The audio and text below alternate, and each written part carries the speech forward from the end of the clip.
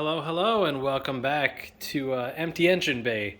I know it's been about a month since I've done an update, but I've got a pretty huge one for you as far as things go on this polished turd. Now, we've got a few different transmissions in here, and I'll go over that here in a second, but we've got the entire engine out, and then we've kept the harness on. And the reason that we did that was this transmission, which I had assumed was a good transmission, apparently has already been blown up. And then that was the one that was in the car, and I decided just to have this one rebuilt. Now, I will just say I saw that this was in the camera's view, and this is just kind of a failed attempt at looking at some V6 Mustang headers, see if this would work. The flanges actually need flipped to fit properly, and maybe a couple more tabs welded onto the ends, but this would be something that could be a potential in the future for this. These are like, I don't think I spent more than like $100 shipped on these, because they're just cheap China exhaust manifolds. You can see by some of the welds in the inside, and it's just, they're kind of junky, but it was just for test fit, just to see if it would be something that I could do on this. Now, onto the transmissions. We've had this one built now. So built is kind of a loose term because there's not a lot for these, but there is a couple things. And then that is actually a 6F50 out of an Explorer that had torque converter shutter that I picked up just to tear down and kind of learn a little bit. But so this transmission was the one that was in there. It is actually bad, so that's what kind of prompted this expensive little journey of mine. But these are some old parts out of the old transmission. Well, this transmission that was in the car already, and I figured I'd go over these for you guys because this is kind of interesting. So we've got pretty well toasted pieces. Oh my gosh, yeah. But got a little bit of heat discoloring. This is just the stuff he sent back with me. I'll save this one for a little bit later. But this is one of the clutches. He said that pretty worn through, basically to the point where it's metal on metal.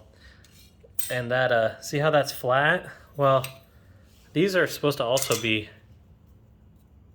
well, flat. And this is the worst one of them all. But you know how they say get more line pressure. Screw that. Just warp the clutches, get all the pressure you need out of them. But he said that this set of clutches was about ready to be going literally nowhere. I mean, you can just see chunks coming off. And then this is what I think he said was the Sprag, and this has some some interesting. It's got some heat cracks all the way across it. So he said that this was basically to the point of shattering. You can see there, yeah, that's a good one right there. But nonetheless, this transmission has been built, and by built, it has Rebestos, however you say it, clutches in it. Now, they are OEM equivalent, but that doesn't mean that they aren't better than OEM as is. I don't know of too many people that have ran these, but theoretically speaking, they should be able to hold a little bit more power. We have a zip kit in it now, so it should hopefully build up a little bit more pressure as far as those clutches go. So theoretically, we have just put a box up my butt and made this transmission a little bit better. But we've got the gearhead torque converter. Let's see, I've got another torque converter around here somewhere other than that one. Oh yeah, it's right under here. The bearing on the last one had self-destructed a little bit, probably from being put in and out of the transmission a few times. So we replaced that, and just to make sure that everything would be good on that. In the torque converter side of things, of course. And then, yeah, honestly, not too terribly much more than that. Supposedly, I mean, I don't know why they would lie to me, but this is kind of secondhand information because this was actually dropped off at a buddy's house while I was on vacation, which is also another reason you haven't heard from me. But he had to buy a core transmission to get this piece out of it because apparently they are kind of hard to come by. But I wish he would have contacted me because I've got, 2 more 6F transmissions, albeit that one is a 6F50. But maybe I might have been able to scavenge a part together for him. But let's just say this was an expensive little adventure. All in all, the transmission has been refreshed, and this is the one that came out of it, so I won't need to update the transmission strategy so that it'll play nice with the PCM. Other than that, I mean, just some odds and end type stuff. I got a black coupler instead of a red one, just out of, wanting to be pretty with the engine. Everything has been routed as far as wiring goes, as far as where I want it to be. Move this Xbox down here so it's out of the way because we don't have that AC components in there. And just going to actually remove some of this heat shielding type stuff. I mean, obviously it's ounces at the end of the day, but every little bit. Normally the OEM downpipe goes through here and then down, so you want that over your electronic power steering, but because now I have a pipe going up, I don't have to worry about that anymore. That being said,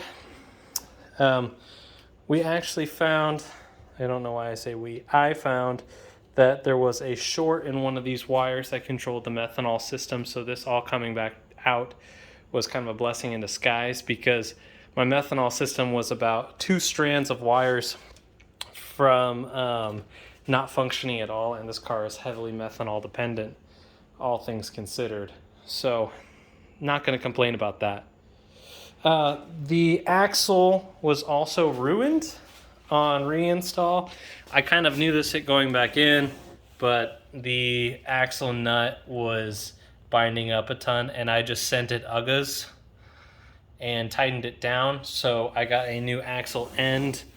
This is the part that goes onto the half shaft right here. So we have a new half of an axle. I just got a regular, FVP axle, and a lot of little improvements that I've kind of forgotten about. And hopefully we'll have this thing back together in the next week because IFO is actually on the 16th. And while I don't think I will have enough miles on the transmission to run it down the drag strip, just having this on 4 wheels so that I can move it around and drive it and enjoy it as this car season really starts to ramp up is something I'm really looking forward to. So figured I'd give you guys an update. And like I said, I just got back from vacation yesterday.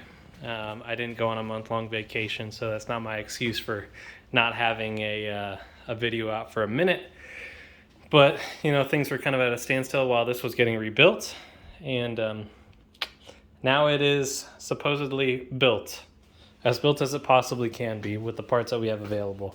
So just go through it one more time. We've got the gearhead torque converter on there, and then we've got the zip kit in there, and we've got different clutches, as well as the whole thing's been kind of gone over, and hopefully with a little bit more line pressure and a little bit more grip, we will be able to throw a little bit more power at it a little bit more reliably.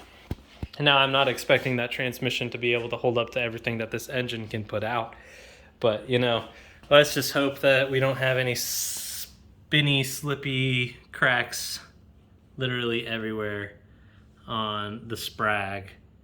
And I'm kind of happy that he threw this in the box just for visual sake. Plus these being, well, let's just say they're supposed to be flat like that. And I don't even think this is 100% flat. But got some crispy parts. New stuff going on? Almost ready to rock and roll.